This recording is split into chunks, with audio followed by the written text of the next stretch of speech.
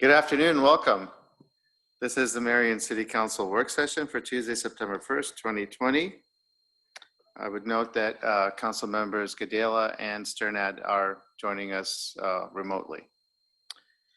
Okay, so we have a short agenda for this week, and nothing has been marked on the agenda for discussion by the staff, so we will just take questions on anything that any council member would like to have more information on or discuss specifically. And Renee, are you with us? Randy? Yes, I'm here. Randy? Yes, I am. Okay, Yes, good. I sure am.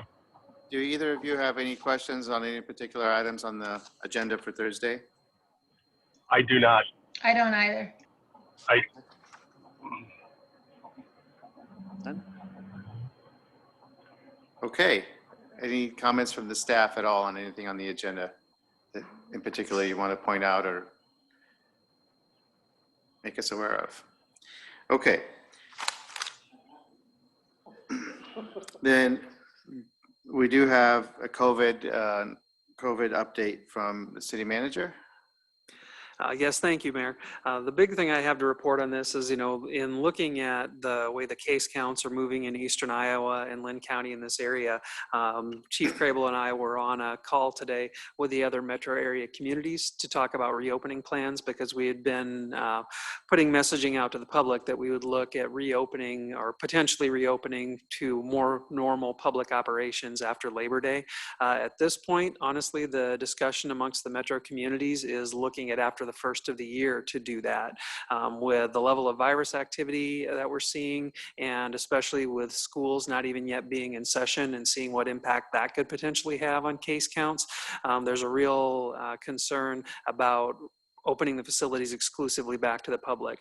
The other thing, though, that I would say is that the communities have proven that we are able to continue to provide a high level of service to the public, even while the facilities are not as accessible as they normally would be. So people are able to do things like apply for building permits, they can sign up for utilities. So we have adapted to be able to do a lot of that stuff online or use other methods to do that. So I don't think we're seeing a tailing off in the services that are being provided, but people are missing that face-to-face interaction. So one of the topics we will be talking about is in particular with city council meetings, how we can be a bit more open to public being able to come in and address the council, do those things in kind of a safe manner.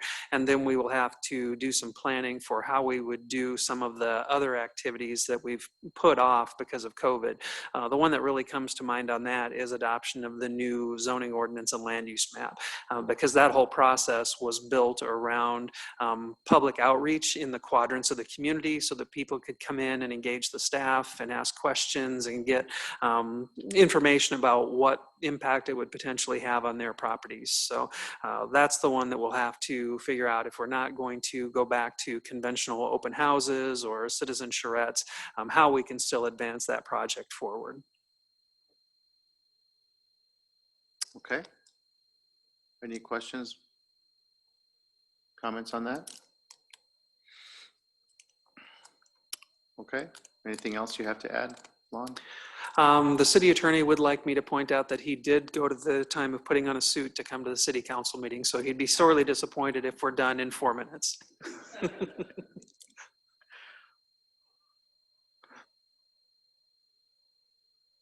All right.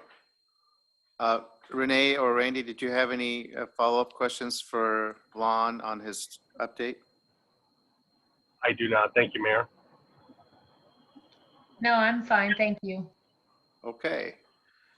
All right. Well, that brings us to the end of the meeting.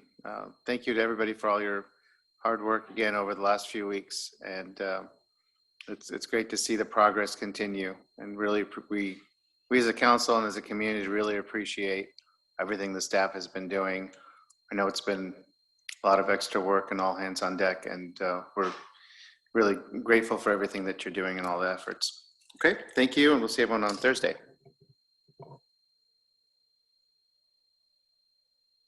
Made it to 5.